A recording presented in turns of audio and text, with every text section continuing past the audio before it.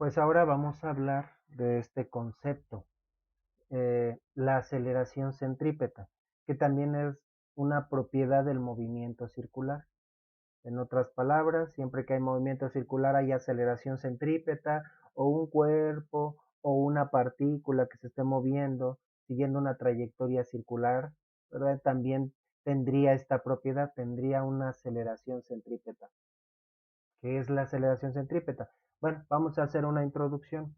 Cuando oímos hablar de la palabra aceleración, ¿qué es generalmente lo primero que se nos viene a la mente?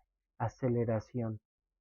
Bueno, en la mayoría de los casos, en lo primero que pensaríamos sería en un cuerpo que se va moviendo cada vez más a prisa, que va aumentando y aumentando la magnitud de su velocidad o en otras palabras su rapidez.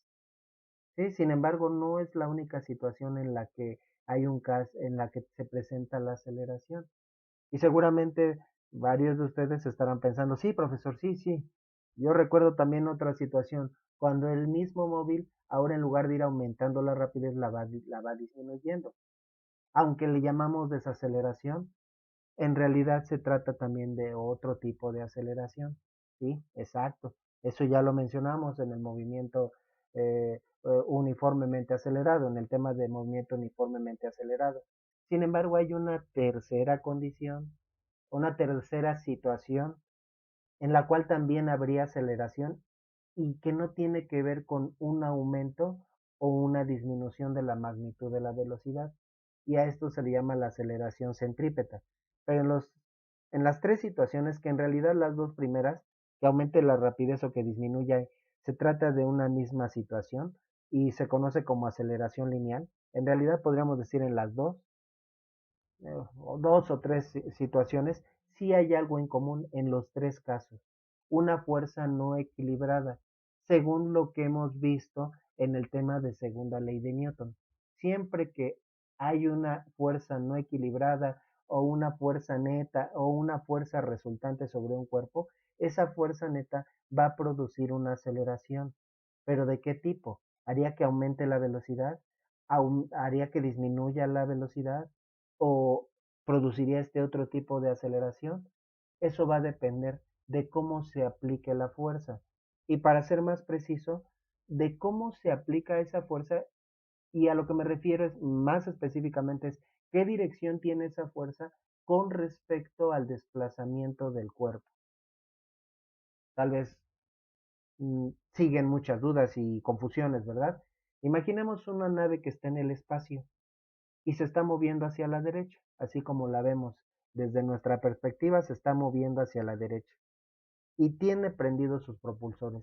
El que tenga prendidos sus propulsores de esa manera, aunque esté en la parte trasera, va a hacer que actúe sobre la nave una fuerza no equilibrada. ¿Hacia dónde empujarían pues los gases emitidos por los propulsores? Según la tercera ley de Newton, la nave empuja los gases hacia atrás, los gases empujan a la nave hacia adelante, ¿verdad? Entonces, esos propulsores harían que hubiera una fuerza hacia la derecha también. Son dos vectores diferentes.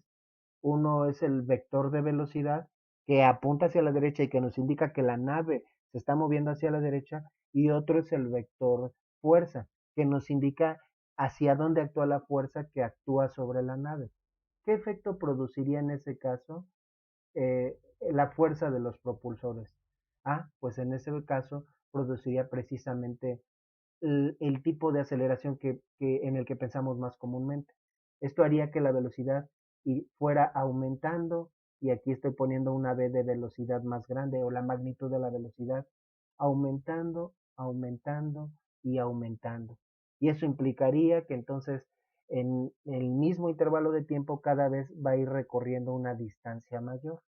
¿Qué diferencia habría entre que la nave tenga prendidos sus propulsores o que los apague? Todo esto ya lo habíamos explicado, primera, segunda y tercera ley de Newton. Bueno, si los apaga, la nave no se va a detener, se va a seguir moviendo en virtud de su propia inercia, primera ley de Newton. Si aquí las cosas no se siguen moviendo de manera indefinida, y con aquí me refiero en las circunstancias a nuestro alrededor, las cosas no se mueven de manera indefinida, se debe a fuerzas resistivas, la resistencia del aire, la fricción, etcétera, condiciones que no habrían en el espacio. Entonces, Si la nave de repente apaga bueno, antes que nada, entonces en todos los casos está actuando una fuerza y podríamos considerar que la fuerza tiene la misma magnitud, pero siempre actúa hacia la derecha. Fuerza y velocidad tienen el mismo sentido, ¿verdad? Dirección y sentido, incluso podemos decir. Pero decíamos, si de repente la nave apaga sus propulsores o desde el principio apaga sus propulsores, pues la nave se seguiría moviendo. Y la primera ley de Newton nos dice que se movería, la inercia solo permitiría que la nave se mueva con un movimiento, un tipo de movimiento especial, movimiento rectilíneo uniforme, que se mueva recorriendo distancias iguales en tiempos iguales. Pero ahora, ¿qué se necesitaría para qué, qué, qué, qué condición necesitaría cumplir la fuerza para que en lugar de aumentar la velocidad la disminuyera? Esto se produciría como por ejemplo en la siguiente situación. Pensemos que la nave se está moviendo hacia la derecha, pero su punta apunta hacia la izquierda. O sea, como que se mueve en reversa. ¿Es posible esto? Sí, es posible en el espacio. Y prende sus propulsores. Entonces, nave se está moviendo hacia la derecha, que tal vez tú me estás viendo al revés. La nave se está moviendo hacia la derecha. Los propulsores, ¿hacia dónde empujarían a la nave? En ese caso, ejercerían una fuerza, pero hacia la izquierda. Entonces, ahora, velocidad y fuerza tienen la misma dirección, pero sentidos contrarios. En ese caso, siempre que un cuerpo que se está moviendo, sobre él actúa una fuerza en sentido contrario al movimiento, esto produciría una desaceleración. Esto haría que la velocidad fuera disminuyendo, disminuyendo y disminuyendo. Y eso implicaría que va a ir recorriendo cada vez menos distancia en el mismo tiempo, ¿verdad? Entonces, en los cuatro casos actúa una fuerza hacia la izquierda. Entonces, de eso depende si la velocidad va a aumentar o va a disminuir, de la relación de las direcciones del vector velocidad y el vector fuerza. Pero, ¿y finalmente qué pasaría en este caso? Todo esto ya lo habíamos platicado. Pensemos que la nave está avanzando hacia la derecha, pero en esa posición, como si estuviera paradita la nave, ¿sí? Se está moviendo hacia la derecha. ¿Es posible que se haga esto en el espacio? Sí, se puede poner la nave en cualquier posición y no necesariamente la nave va a estar desplazándose hacia donde, valga la redundancia, apunte su punta, ¿verdad? No necesariamente. Bueno, y digamos que en ese instante la nave prende sus propulsores, de tal manera que la dirección de la fuerza no está ni a favor ni en contra del desplazamiento. La nave se mueve hacia la derecha y de repente actúa una fuerza hacia arriba. ¿Qué produciría? ¿Un aumento de velocidad? ¿Una disminución de velocidad? No está ni a favor ni en contra. Esto nos conduce al tercer tipo de aceleración que se puede presentar. ¿Qué produciría una fuerza que es perpendicular al desplazamiento? Ni un aumento ni una disminución de la rapidez, sino un cambio de dirección, un cambio en la dirección. La nave seguiría una trayectoria curva, pero para que sea puramente curva, es decir, que solamente haya cambio de dirección y no hayan cambios en la magnitud ni aumentos ni disminuciones de la rapidez, la fuerza tiene que ser perpendicular al desplazamiento. Y a ese tipo de aceleración es al que se le llama aceleración centrípeta. ¿Cómo podríamos definir entonces la aceleración centrípeta? Es una aceleración que está asociada o que se relaciona con cambios de dirección, ¿verdad? Y no con aumentos ni disminuciones de velocidad. Así que no solo hay aceleración cuando pisas el acelerador del coche o pisas el freno, sino también en una curva. Cuando el coche sigue una trayectoria curva, también hay aceleración. Habría aceleración centrípeta. Bueno, si además en esa curva hay aumentos o disminuciones de velocidad, aparte habría aceleración lineal. Se pueden presentar los dos tipos de aceleración simultáneamente. ¿Sí? Aceleración lineal es cuando aumenta y disminuye la rapidez, o aceleración centrípeta que se presenta cuando cambia la dirección de la fuerza. Pero si yo quiero que solo haya cambio de dirección y no hayan aumentos ni disminuciones de velocidad, se tiene que cumplir con esa condición. Desplazamiento perpendicular a fuerza, que formen un ángulo de 90 grados. Muy bien, pues ahí tenemos una definición de la aceleración centrípeta, ¿verdad? Que es tal vez un concepto pues un poco más, bueno, en cuanto a su magnitud, más difícil de interpretar. Pero bueno, dice ahí el enunciado, es un tipo de aceleración asociado al cambio de dirección del vector velocidad únicamente. Es decir, y esta aclaración del es decir se refiere a la palabra únicamente. ¿Por qué únicamente? Es decir, es independiente al cambio de la magnitud del vector velocidad. Tiene que ver con el cambio de dirección, pero no con el cambio de la magnitud, porque el tipo de aceleración que tiene que ver con el cambio de la magnitud de la velocidad, es decir, con que ésta aumente o que disminuya, a ese tipo de aceleración se le llama aceleración lineal. No hicimos la aclaración cuando vimos el tema de movimiento uniformemente acelerado, pero la aceleración que se calcula con las fórmulas que vimos en ese tema sería de ese tipo, aceleración lineal, pero ahorita ya no vamos a manejar ese tipo de aceleración, ¿verdad? Bueno, se le conoce tanto como aceleración centrípeta, se le conoce como aceleración centrípeta y también como aceleración radial, aunque es mucho más común encontrar la que se le llame aceleración centrípeta. Ahora, ¿por qué se le llama centrípeta o por qué se le llama radial? Los dos nombres tienen que ver con lo mismo. Y tal vez es un poco, bueno, no, cada uno tiene, digamos, una razón diferente, como que se complementan los dos términos. Bueno, vamos a ver a qué se refieren esos dos términos. Entonces consideremos que esa es la trayectoria que sigue una partícula. Vamos a poner aquí a la partícula en color verde, se me ocurre, ¿no? Aquí tenemos una partícula justo en este punto, en el punto más alto de la circunferencia, y que se está moviendo en, este, en esta dirección, está girando en sentido de las manecillas del reloj. En ese punto, ¿cómo sería su velocidad? ¿Cómo sería su velocidad? Ya dijimos que pues siempre el vector velocidad en el tema de velocidad lineal va a ser tangente a la trayectoria o a la circunferencia más bien en ese punto. Y a la circunferencia que determina la trayectoria de esa partícula en ese punto. Y en el punto más alto, la tangente sería, en este caso, para simplificar la explicación, una línea horizontal. Solo en el punto más alto, la trayectoria de la partícula sería una línea horizontal. ¿Sí? Si estuviéramos en otro punto, bueno, seguiría otra trayectoria, eso también ya lo habíamos visto previamente.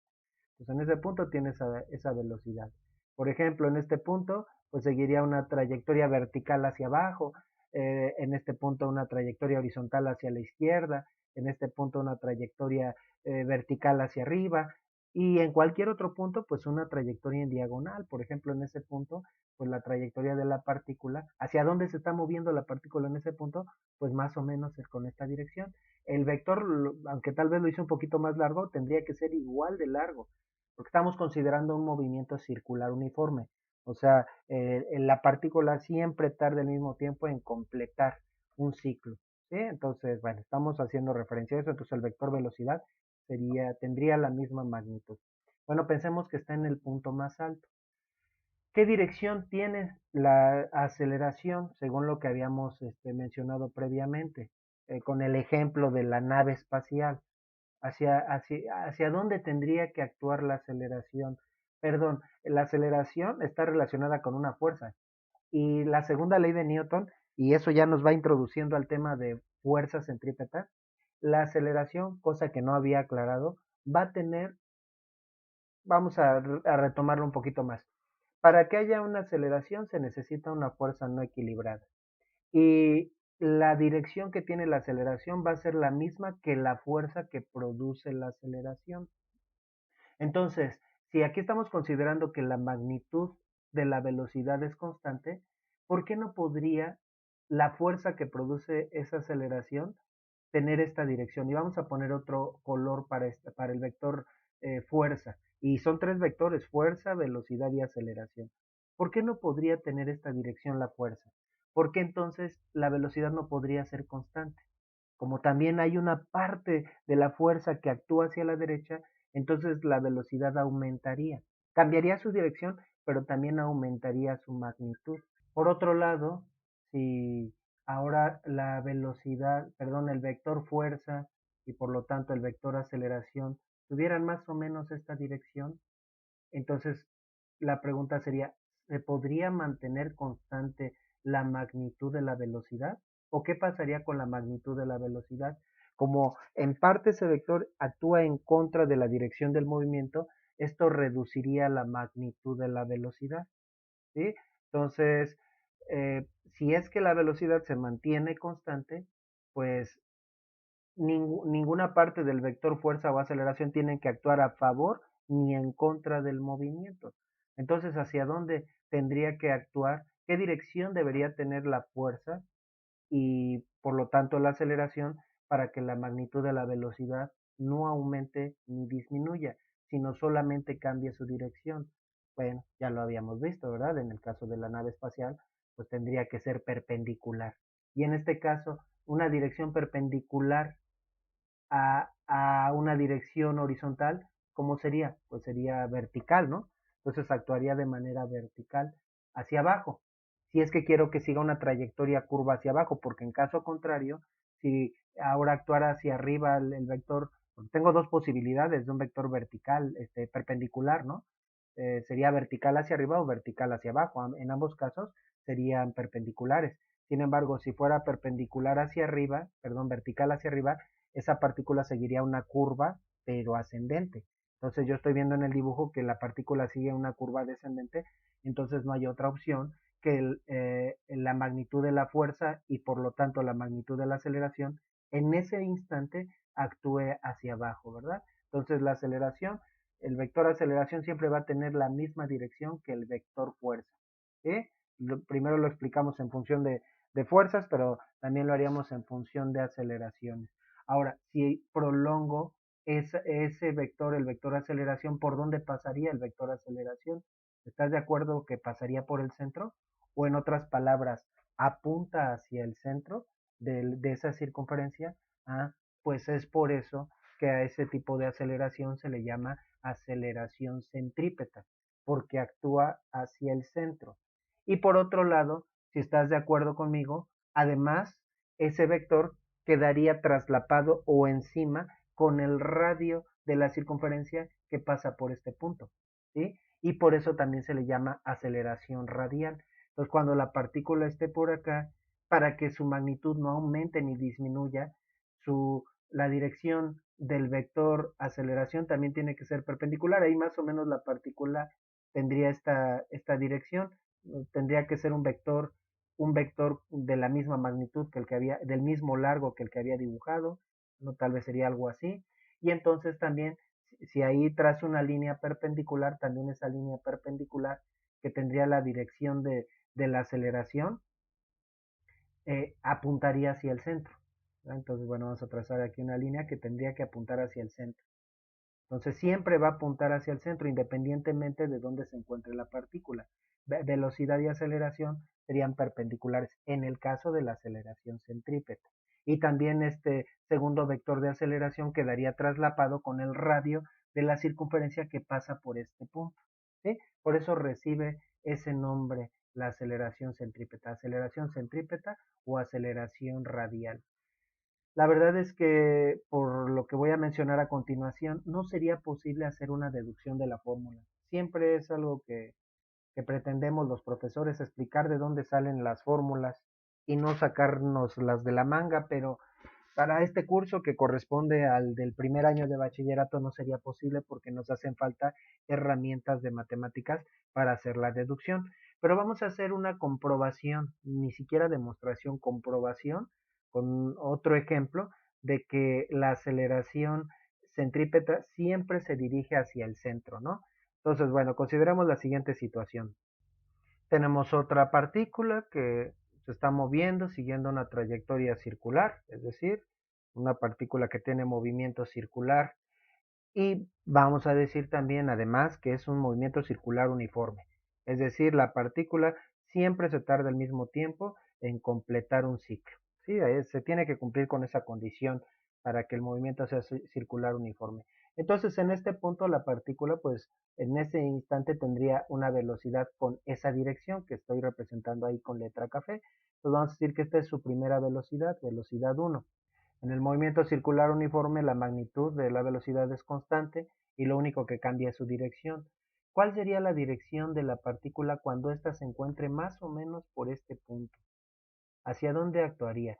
Estamos considerando entonces que la partícula está girando en sentido, voy a ponerlo por acá abajo, mejor para que no se nos vaya a encimar algún trazo, que está girando en sentido horario, ¿verdad? Entonces, ¿hacia dónde iría la velocidad? ¿Qué dirección tendría la velocidad en ese punto? Bueno, total que no me sale aquí una curvita. Bueno, entonces más o menos, si estás de acuerdo, tendría esta dirección, más o menos en ese punto. Vamos a marcar el punto 2, punto 1, punto 2 y por lo tanto velocidad 1 y velocidad 2. Aquí estoy seleccionando, me quedó como una carita, ¿verdad? Que tiene como ojos números. Estoy seleccionando dos puntos que están prácticamente equidistantes al punto más alto de la circunferencia. No tendría por qué ser así, sin embargo, eso va a simplificar un poquito la explicación que voy a hacer más adelante, ¿verdad? ¿Cómo podríamos encontrar, cómo calculábamos anteriormente o cómo estuvimos calculando en el tema de movimiento rectilíneo uniformemente acelerado, la aceleración? Bueno, su fórmula, digamos, más básica, más sencilla, es velocidad final menos velocidad inicial entre el tiempo,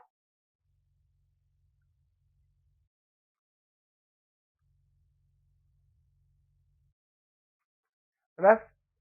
Sin embargo, también en su momento dijimos que esa fórmula sería válida para el movimiento uniformemente acelerado y que para otro tipo de casos solamente nos permitiría calcular la aceleración media. Véanse los temas de movimiento rectilíneo uniformemente acelerado. Ahora, si yo quisiera utilizar esta misma fórmula para los datos que tengo aquí, aparentemente, ¿cuánto valdría la aceleración? Aparentemente el resultado sería cero porque la magnitud de la velocidad 2 es igual a la magnitud de la velocidad 1. Bueno, aquí lo manejé como velocidad final y velocidad inicial, pero esto lo podríamos cambiar por velocidad 2 menos velocidad 1 entre el tiempo. Y si estos tienen la misma magnitud de estos dos vectores, pues aparentemente su diferencia sería igual a cero, ¿verdad? Sin embargo, no es el caso. ¿Por qué? Porque ahora vamos a hacer algo que no hicimos en el tema de movimiento rectilíneo uniformemente acelerado, considerar la dirección de los vectores. Hay que tomar en cuenta que tanto la velocidad como la aceleración son magnitudes vectoriales y dos vectores, aunque tengan la misma magnitud, si los restamos, cosas raras que pasan con los vectores. Aquí nos tendríamos que remontar hasta el tema de magnitudes escalares y vectoriales, y ahí dijimos que matemáticamente los vectores se manejan de una manera muy diferente a los escalares. Entonces, la resta de dos vectores que tienen la misma magnitud, no necesariamente su resultado es igual a cero, como sería el caso para los vectores. Aquí no, aunque son dos vectores, su resta no es igual a cero. Para empezar, ni siquiera hemos manejado, ni siquiera hemos aprendido cómo restar, ¿verdad? Y luego, por otro lado, también, tomando en cuenta que, que el tiempo es una magnitud escalar, a fin de cuentas, la diferencia de estos dos vectores, del vector 2 menos el vector 1, a fin de cuentas, esa diferencia me va a indicar la dirección del vector aceleración más o menos en el punto medio entre estas dos posiciones, es decir, en el punto más alto. Entonces, pero no hemos hablado de cómo restar vectores. Solo aprendimos a sumar vectores por el método del paralelogramo y el método del polígono. ¿Cómo restamos dos vectores? Bueno, vamos a aplicar una propiedad de los números que también es válida para los vectores. ¿Cómo podemos convertir una resta en una suma o expresar una resta como una suma? Por ejemplo, si tuviéramos el 5 menos 7, bueno, sabemos que el resultado es igual a menos 2. Pero ¿cómo convertiríamos esto en una suma o cómo lo expresaríamos como una suma? Bueno, sería 5 más menos 7 y eso daría el mismo resultado. Entonces trabajaríamos con el inverso o con el negativo, ¿verdad? Del 7. Entonces, en lugar de restar 7, sumamos el negativo de 7. Parece una cosa ahí que nada más quiero confundir, pero que es importante para los vectores. Entonces, aprendimos a sumar, vamos a seguir sumando, pero vamos a convertir una resta en una suma. Entonces, ¿cómo podríamos expresar eh, la velocidad 2 menos la velocidad 1 como una suma? Ah, bueno, pues esto sería igual a la velocidad 2 más el negativo del vector 1. Pero aquí también estamos trabajando con algo que no habíamos visto previamente. ¿Cómo será el negativo de un vector? ¿Sí? Para que ya pueda hacer la suma. Bueno, tenemos aquí dos vectores, ¿no? El vector 1 y el vector 2. Voy a ponerlos. Y lo único es una comprobación de que la aceleración centrípeta actúa hacia el centro. Entonces tenemos el vector 1, vamos a poner el vector 2, pero no voy a sumar estos dos vectores, sino más bien voy a sumar el negativo del vector 1 al vector 2. Tenemos estos dos vectores, el vector 1 y el vector 2. ¿Cómo será el negativo de un vector? ¿Qué característica tendrá el negativo de un vector? ¿Y el negativo de cuál vector necesito? Del vector 1. ¿Cómo será qué característica tendrá? Tiene la misma magnitud y dirección, pero sentido contrario. O sea, el negativo de B1 sería un vector igualito a este, pero en donde la punta de la flecha estaría en el extremo contrario. Entonces esto sería algo así. Este sería el negativo de B1. Ahora pues, si yo quiero sumar, ¿verdad? B2 y B1, entonces, ¿cómo me quedaría la suma de esos dos vectores? Vamos a cambiar aquí la posición del nombre de este vector. Me conviene ponerlo del otro lado. Entonces vamos a sumar vector 2 más este vector, pues, más este vector, lo cual correspondería a B2 menos B1. Y vamos a aplicar el método del polígono. ¿En qué consiste el método del polígono? Pues que tendríamos que trazábamos un vector a continuación del otro. Pues lo que tendría que hacer es donde termina ese vector, trazar este vector. Y el vector resultante sería el vector que va del inicio de la cadena de vectores al final de la cadena de vectores, que vamos a representar como un vector rojo. ¿Y hacia dónde apunta la resultante de la suma de esos dos vectores? Apunta hacia abajo.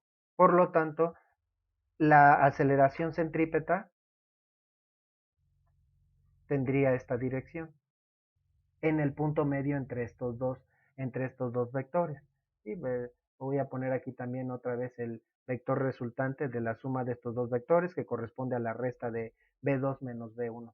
Esa nada más es una demostración matemática, digo, gráfica, casi casi podemos decir que la aceleración centrípeta siempre va a apuntar hacia el centro. Para simplificar, me convenía poner el punto medio en la parte más alta de la circunferencia, pero pude haber puesto aquí el primer punto, el segundo punto, trazar la dirección de los dos vectores, y la resta siempre va a apuntar hacia el centro.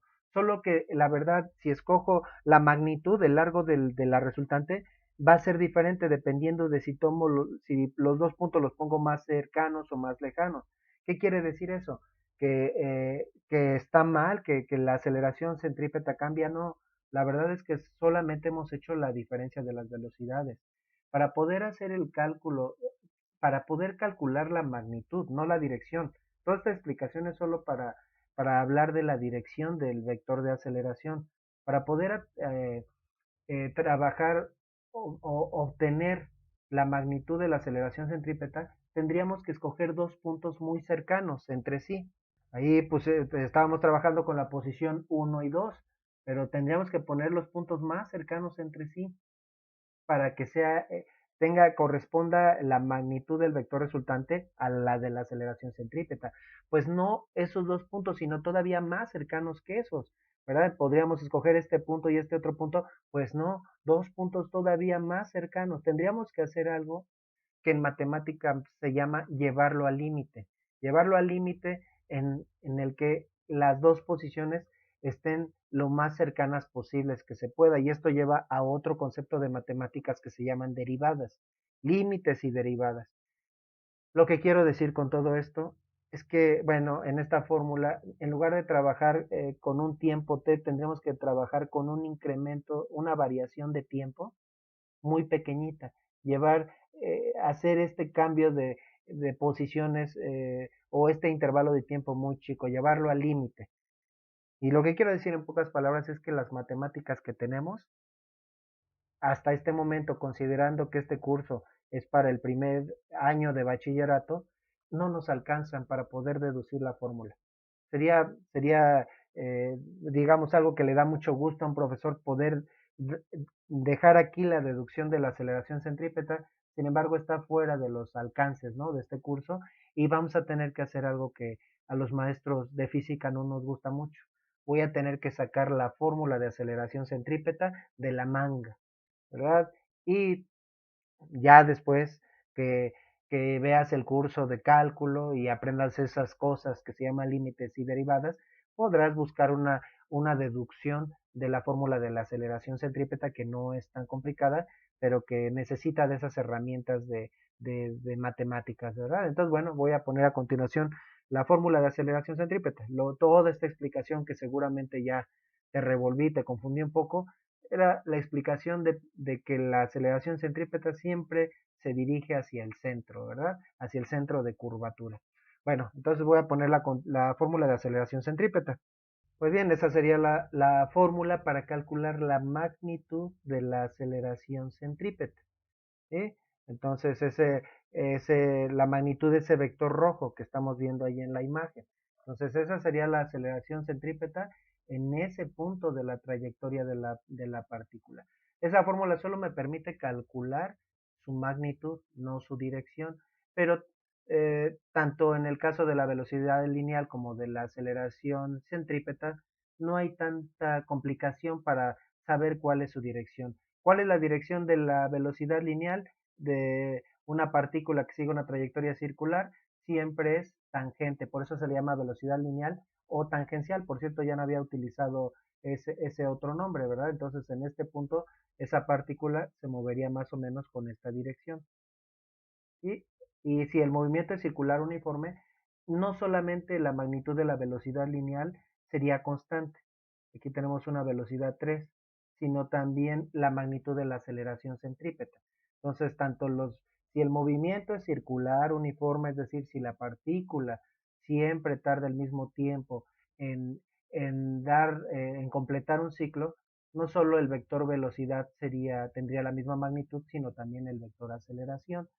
Y así como no es tan complicado predecir hacia dónde se movería la partícula o qué dirección tendría la partícula en cualquier instante, tampoco hay tanta complicación para saber la dirección. Esta fórmula no me indica la dirección, pero no sería tan complicado predecir la dirección. Lo único que tendríamos que hacer sería trazar una línea recta que apunte hacia el centro de la circunferencia, ¿verdad? Entonces tendría más o menos esta dirección y debería tener siempre el mismo largo, ¿verdad? En este punto, la aceleración, bueno, pues más o menos tendría esta dirección. Y bueno, el vector se supone que debería quedar igual de largo, siempre apuntando hacia el centro. Entonces son como radios los rayos de una rueda de bicicleta, por eso se le llama radial. Siempre van a quedar, la aceleración siempre va a quedar sobre uno de los radios, ¿verdad? ¿Qué unidades va a tener la aceleración? Así como cuando hablamos de la velocidad lineal o tangencial, la velocidad lineal o tangencial tiene las mismas unidades que siempre que hemos hablado de velocidad y rapidez, la aceleración centrípeta va a tener las mismas unidades que ya habíamos manejado previamente. ¿Recuerdas cuáles son las unidades de aceleración? Metros sobre segundo al cuadrado, ¿sí? Esas son las unidades de aceleración. Bueno, y lo podemos comprobar. ¿Qué unidades tenemos en el numerador? Lo que no podemos hacer es demostrar de dónde hacer esa fórmula, pero sí podemos hacer el análisis de unidades, ¿verdad? Es triste porque, por cierto, esta fórmula es muy importante. A partir de esta fórmula, después vamos a llegar, ya después de algunas clases, a la fórmula de la gravitación universal. Parte de esta fórmula, pero pues no estamos explicando realmente de dónde sale la fórmula, ¿verdad? Bueno, entonces vamos a hacer el análisis de unidades. En el numerador tendríamos unidades de velocidad. Entonces, vamos a poner también qué representa cada cosa. Entonces, A es la aceleración centrípeta, sus unidades son metros sobre segundo al cuadrado, más bien tenía que poner las unidades por acá. La velocidad lineal, ¿qué unidades hemos manejado de velocidad lineal? Metros sobre segundo. Y el radio de curvatura, el radio es una longitud, ¿en qué unidad se mide la longitud? Para que la aceleración centrípeta quede en metros sobre segundo al cuadrado, bueno, pues también el radio de curvatura lo tendríamos que manejar en metros. Vamos a analizar las unidades. En el numerador tengo velocidad y está elevado al cuadrado, unidades de velocidad al cuadrado, entonces tendría metros sobre segundo al cuadrado dividido entre unidades de longitud, metros. Bueno, más adelante le vamos a poner un 1. Ahora, ¿cómo se eleva una fracción a una potencia? Digamos 5 tercios al cubo. ¿Cuál es la regla? Pues es elevar el numerador al cubo entre el denominador al cubo, es decir, esto sería lo mismo que 5 al cubo entre 3 al cubo, que a su vez serían 125 27avos, pero no estamos en clase de fracciones, ¿verdad? Entonces, por la misma razón, estas unidades del numerador quedarían como metros cuadrados sobre segundo cuadrado, divididas entre metros. Y a estos metros les vamos a poner un 1 para que podamos aplicar la llamada ley del sándwich, multiplicando extremos por extremos, medios por medios, ¿verdad? Los extremos quedan arriba, entonces serían metros cuadrados por 1, pues metros cuadrados. Y luego metros por segundo cuadrado, metro segundo cuadrado en el denominador. Luego los metros cuadrados es lo mismo que metros por metros, divididos entre metros sobre segundo cuadrado, por si no andábamos bien en leyes de los exponentes, bueno, pues lo explicamos de esta manera, el resultado quedaría, o la combinación de unidades quedarían metros sobre segundo cuadrado, que son unidades de aceleración. Esa sería la fórmula para calcular la aceleración centrípeta. Bueno, ¿cómo se interpreta un valor de aceleración centrípeta? La verdad es que ya no vamos a tratar de interpretarlo. Sería un poco confuso, no es tan claro como la aceleración lineal. Cuando hablábamos bueno, a lo mejor borré muy rápido por si estabas copiando algo. Cuando hablábamos de aceleración lineal, antes de meternos a este concepto, cuando hablamos de que un coche tiene una aceleración de 5 metros sobre segundo al cuadrado, ¿cómo lo interpretábamos? O lo interpretábamos como que ese coche iba aumentando su rapidez de 5 metros sobre segundo en 5 metros sobre segundo por cada segundo. Es decir, si a los 0 segundos partía del reposo, aquí tenemos tiempo y velocidad en metros sobre segundo, tiempo en segundos y rapidez en metros sobre segundo. Entonces, ¿cuál sería su velocidad un segundo después? Pues 5, y a los 2 segundos 10, y a los 3 segundos 15, y así sucesivamente. Pero ¿cómo lo interpretamos si es que la aceleración es centrípeta? ¿Quiere decir que la velocidad está aumentando su magnitud? No, la magnitud es la misma, ya lo repetimos varias veces. Entonces este valor tiene que ver con el cambio de dirección. Entre mayor sea ese valor, bueno, vamos a decirlo así, es que está cambiando más rápido la dirección, pero ya no ya no pretendemos interpretar ese valor. Entonces, ¿para qué hacer cálculos de algo que ni siquiera es tan fácil interpretar? Bueno, en realidad esto tiene una mayor utilidad para el cálculo de otra propiedad, que es la fuerza centrípeta, que en realidad no va a ser tan complicado pasar de la aceleración centrípeta a la fuerza centrípeta. Bueno, vamos también a hacer lo mismo que hicimos en el tema de velocidad lineal. Vamos a aprovechar las fórmulas que ya habíamos obtenido en el tema de velocidad lineal. Por otro lado, la velocidad lineal también se calcula como omega, ¿verdad? Que corresponde a la velocidad lineal omega r. Repasa el tema de velocidad lineal, ahí se explica de dónde sale esta fórmula. Entonces, bueno, ve velocidad lineal al cuadrado, ¿a qué sería igual? Pues sería igual a omega cuadrada por r cuadrada. Entonces, si dividimos bl al cuadrado sobre r, ¿qué nos quedaría? Pues nos quedaría omega cuadrada por r cuadrada, que a su vez es r por r, entre r. Se cancela uno de los radios y la aceleración centrípeta a partir de la velocidad, se puede calcular también a partir de la velocidad angular, estaría dada por la expresión, vamos a poner el mismo tipo de A que habíamos puesto, estaría dado por la expresión omega cuadrada por R. Así también se puede calcular Entonces, ¿por qué dos fórmulas? Depende de los datos que nos den. A partir de la velocidad angular el radio de curvatura, o a partir de la velocidad lineal y el radio de curvatura, se puede calcular la aceleración centrípeta, ¿verdad? Bueno, entonces aquí sí es fácil entender de dónde sacamos esta fórmula, pero la que no explicamos de dónde sale es esta otra, ¿verdad? ¿Qué unidades? Bueno, vamos a poner también aquí qué representaría omega. Omega representa la velocidad angular, velocidad angular. ¿Y en qué unidad, hasta este momento, en qué unidades hemos expresado la velocidad angular? Las unidades del sistema internacional serían radianes sobre segundo. ¿Recuerdas qué consideración hicimos en el tema de velocidad lineal? Que aunque así lo hemos manejado, no vamos a hacer como si no existieran ni los radianes ni los ciclos al utilizar las fórmulas de aceleración centrípeta y velocidad lineal. Entonces, al utilizar esta fórmula, la velocidad angular, sus unidades solo las manejaríamos como 1 sobre segundo, ¿sí? Porque si no tendríamos ahí alguna confusión con respecto a las unidades del resultado, ¿sí? Entonces vamos a analizar las unidades, omega cuadrada por r. Si lo manejáramos como radianes, bueno, primeramente vamos a manejarlo como dijimos que lo vamos a manejar. Entonces, la velocidad angular al cuadrado sería 1 sobre segundo al cuadrado por r, que es una longitud que serían metros. Bueno, ¿qué nos quedaría de elevar esta fracción al cuadrado? 1 al cuadrado sobre segundos al cuadrado. Entonces sería 1 sobre segundos cuadrados multiplicado por distancia. Pues aquí nos quedan las unidades de aceleración que siempre hemos manejado.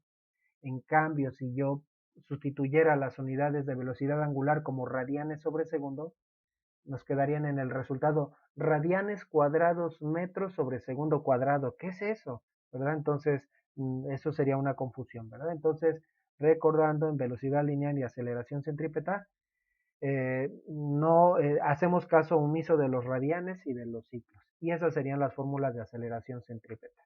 Bueno, fue larga la explicación, pero bueno, en conclusión, la aceleración centrípeta es una aceleración que actúa, una propiedad que tienen los cuerpos o que actúa sobre los cuerpos que siguen una trayectoria circular. ¿Qué propiedad tiene? Que siempre apunta hacia el centro y de ahí viene el nombre de aceleración centrípeta. Y todavía resumiendo lo que vimos anteriormente, la velocidad lineal es la velocidad que tiene una partícula a lo largo de la trayectoria cuando sigue un movimiento circular y su característica es que siempre es tangente, como que roza a la circunferencia. ¿Qué es lo que sigue? Después de una deducción de fórmulas y una explicación de un concepto, ejercicios. Pues vamos a hacer ahora ejercicios de los dos conceptos, aceleración lineal y aceleración centrípeta. Aunque se le llama aceleración tangencial y velocidad tangencial y aceleración radial, esos términos se utilizan menos. Es más, se usa más aceleración lineal y velocidad lineal y aceleración centrípeta. Pues vamos a los ejercicios.